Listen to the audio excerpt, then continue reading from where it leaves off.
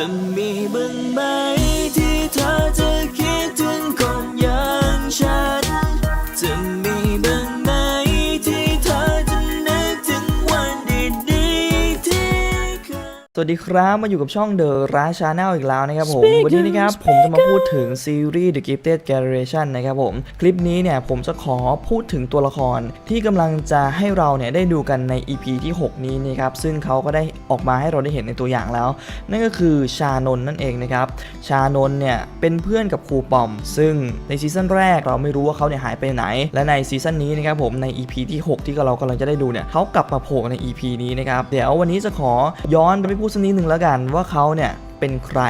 มีศักยภาพอะไรและในซีซั่น1ทิ้งท้ายเรื่องราวอะไรของเขาให้เราได้รับรู้บ้างนะครับแล้วก็จะขอถือโอกาสนะครับผมพูดถึงศักยภาพของนักเรียนกิฟต์รุ่น16ที่ทางซีรีส์เนี่ยเผยให้เราได้เห็นบ้างในบางคนนะครับผมไปดูกันดีกว่าว่าพวกเขาเนี่ยมีอะไรกันบ้างต้องบอกว่านักเรียนกิฟต์รุ่น16เนี่ยมีถึง12คนนะครับแต่ว่าวันนี้จะมาพูดเพียงแค่5คนเท่านั้นเพราะว่านอกนั้นเนี่ยยังไม่มีบทบาทอะไรนะครับพอได้เข้ามาในคลาสกิฟต์ก็เจอไวรัสเลยนะครับผมจะพูดเท่าที่ซีรีส์เนี่ยนำมาเปิดเผยเลยกันนะครับโอเคก่อนที่จะไปฟังกันนะครับผมฝากกดไลค์กด Subscribe กดแชร์กันด้วยเดี๋ยวขอไปพูดถึงเรื่องของชานนท์ก่อนเลยกันนะครับชานนท์เนี่ยเป็นนักเรียนกิฟต์รุ่น3นะครับซึ่งเป็นนักเรียนกิฟต์รุ่นเดียวกับครูปอมเลยศักยภาพของชานนท์นะครับเขาเนี่ยมีศักยภาพด้านการคำนวณครับซึ่งเรื่องราวของชานนท์นะครับจะถูกถ่ายทอดผ่านการสืบข้อมูลหาประวัติรุ่นพี่ของน้ำตาลนั่นเองนะครับซึ่งชานนท์เนี่ยเขามีความฝันที่อยากจะเป็นนักบินนะครับผมและชานนท์ส่วนตัวของเขาเนี่ยเป็นคนที่ชอบการคำนวณมากๆเลยรวมไปถึงการคำนวณศักยภาพของเพื่อนอย่างครูปอมด้วยนะครับชานนท์เป็นคนช่วยครูปอมนะครับผมฝึกศักยภาพนะครับแล้วก็นำศักยภาพของครูปอมเนี่ยมาคำนวณนะครับแล้วก็นำผลเนี่ยไปส่งกับผอ.เขาหวังว่าที่จะให้ผอ.เนี่ยพัฒนาศักยภาพของครูปอมเนี่ยให้มากยิ่งกว่านี้นะครับรวมถึงเป็นคนที่คิดค้นนะครับผมให้ครูปอมเนี่ยใช้เทมโปในการพัฒนาศักยภาพด้วยนั่นก็คือการใช้จังหวะขณะที่ใช้ศักยภาพนั่นเองก็คือเสียงเมทานอมนะครับติ๊ก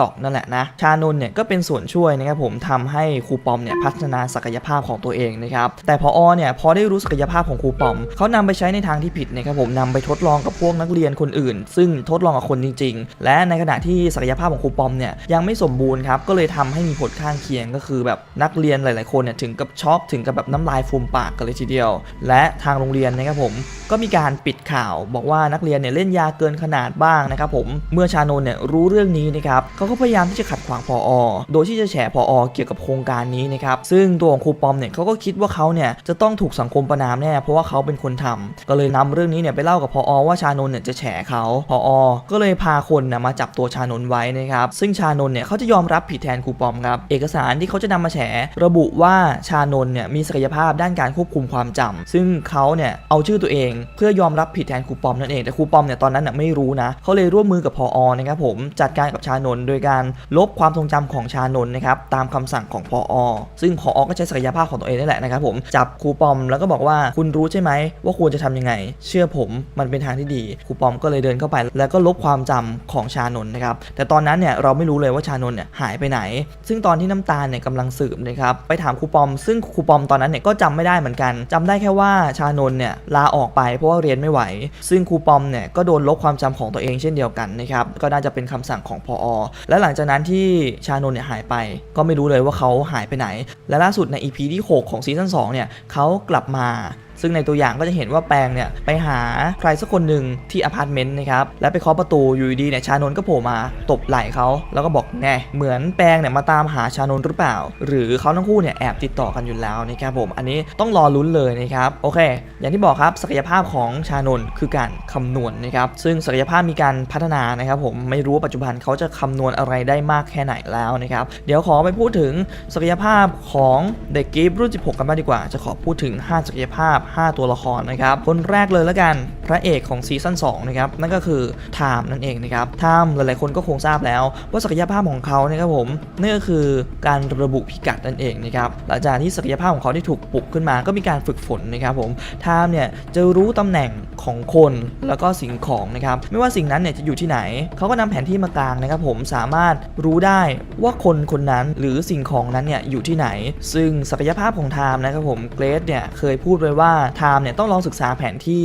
ให้กว้างกว่าในโรงเรียนนะครับเพื่อพัฒนาศักยภาพของไทม์นั่นเองและใน EP ที่6เนี่ยเรากำลังจะได้เห็นกันแล้วเพราะว่าไทม์เนี่ยกำลังจะตามหากรที่หนีไปนะครับผมเขาต้องตามหากรนอกโรงเรียนซึ่งอันนี้เป็นการพัฒนาศักยภาพของไทม์จะทำได้ไหมนะครับผมอันนี้ต้องรอติดตามศักยภาพที่2ของเด็กรุ่น16นะครับเติร์ดนะครับศักยภาพของเติร์ดเนี่ยก็คือการขโมยความทรงจำนั่นเองนะครับเติร์ดสามารถมองเห็นความทรงจำของคนอื่นโดยการเข้าไปสัมผัสตัวนะครับผมแล้วก็จับที่หัวนะครับซึ่งเขาจะใช้ศักยภาพได้ต่อเมื่อเขามีคีย์เวิร์ดนะครับผมในการที่จะถามไม่ว่าของสิ่งนั้นมันอยู่ไหนเขาต้องถามให้ตรงกับสิ่งที่เขาเนี่ยต้องการที่จะรู้ด้วยเขาถึงจะรู้ว่าความทรงจำที่เขาต้องการที่จะขโมยเนี่ยมันใช่ความทรงจำที่เขาต้องการหรือเปล่านะครับซึ่งตัวของเติร์ดเนี่ยมักจะใช้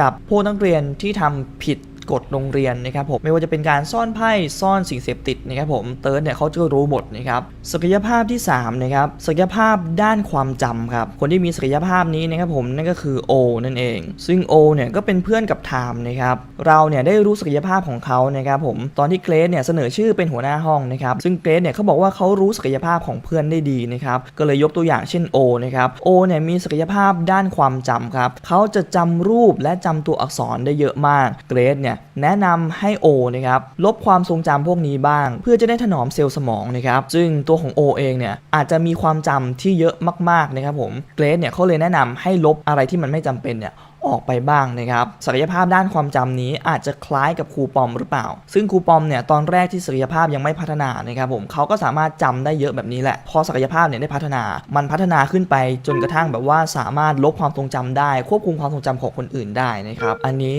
เราอาจจะต้องรอการพัฒนาศักยภาพของโอนะครับผมซึ่งไม่แน่ใจว่าในซีซั่นนี้เนี่ยเขาจะมีการดึงศักยภาพของนักเรียนรุ่นใหม่เนี่ยมาใช้บ้างหรือเปล่านะครับผมต่อไปครับศักยภาพที่4นะครับผมเป็นศักยภาพการรีเวิร์ดนะครับซึ่งคนที่มีศักยภาพนี้นะครับผมนั่นก็คือกลุ่มเพื่อนของไทม์เช่นเดียวกันนะครับผมซึ่งเขาทั้ง3คนเนี่ยก็เป็นเพื่อนกันซึ่งคนที่รับบทนี้นะครับผมนั่นก็คือสตางค์กิติภพนะครับศักยภาพรีเวิร์ดคือทำบางสิ่งบางอย่างนะครับผมหรือสิ่งของนั้นๆเนี่ยให้มันกลับคืนมาอยู่ในสภาพเดิมนั่นเองนะครับในซีรีส์นะครับผมจะเห็นว่าสตางค์เนี่ยออกมาโชว์ศักยภาพนะครับผมหน้าห้องเกฟจะมีกองจังก้านะครับที่ล้มอยู่กับโต๊ะนะครับผมแล้วโอเนี่ยก็ใช้ความสามารถของตัวเองนะครับผมในการทำให้กองที่มันล้มอยู่เนี่ยกลับมาตั้งได้เหมือนเดิมนะครับซึ่งศักยภาพนี้เนี่ยถือว่าเป็นอะไรที่น่าทึ่งเหมือนกันนะมันสามารถทำทุกสิ่งทุกอย่างที่มันแตกสลายไปแล้วกลับคืนสู่ในสภาพเดิมนะครับเมื่อศักยภาพนี้เนี่ยพัฒนาไปอีกมันอาจจะคล้ายๆกับพวก X-Men ได้เลยหรือเปล่ากลายเป็นพลังจิตที่แบบว่าสามารถควบคุมนอกเหนือจากสิ่งที่มันพังทลายไปแล้วอาจจะสามารถทำให้มันพังทลายไปได้แบบพลังจิตควบคุมให้มันลอยแบบจีนเกรย์อะไรอย่างนี้นะโอ้โห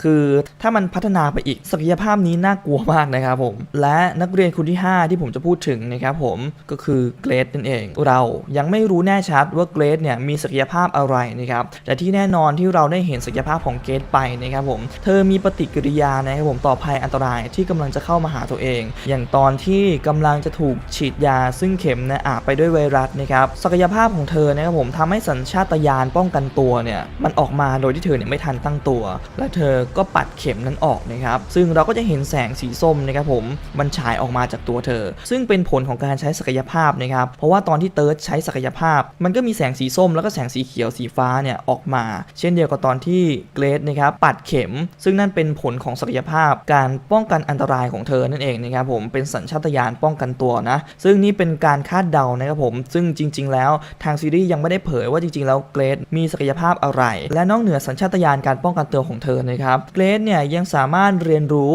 ศักยภาพของคนอื่นนะครับผมได้อีกด้วยอย่างเช่นตอนที่เธอเนี่ยเสนอตัวเองเป็นหัวหน้าห้องนะครับเกรซบอกว่าถึงเขาเนี่ยจะยังไม่รู้ว่าศักยภาพของตัวเองคืออะไรแต่เขาสามารถมองเห็นศักยภาพของคนอื่นและพัฒนามันได้ซึ่งขณะคนอื่นเนี่ยเธอยังสามารถแนะนำให้คนอื่นเนี่ยพัฒนาศักยภาพของพวกเขาได้นะครับและตัวเธอเนี่ยจะพัฒนาศักยภาพของตัวเองได้มากแค่ไหนนะครับซึ่งก่อนที่เกรซนะครับผมจะถูกกระตุ้นเซลล์กิฟต์หลายๆคนก็เดาไปในทางเดียวกันก็คือเกรซเนี่ยสามารถปลด ล็อกไม่ว่าจะเป็นปลดล็อกกุญแจปลดล็อกคอมพิวเตอร์นะครับจนมีบางคนเดาว่าศักยภาพของเกรซเนี่ยเป็นการปลดล็อกหรือเปล่าแต่ว่าพอมี EP ที่ทำให้เรารู้ว่าเกรซเนี่ยปัดเข็มนะครับซึ่งตอนนี้ถูกกระตุ้นเซลล์กีบแล้วซึ่งส่วนใหญ่เนี่ยก็เดาไปว่าศักยภาพของเกรซนะครับผมก็คือสัญชาตญาณในการป้องกันตัวนั่นเองนะครับ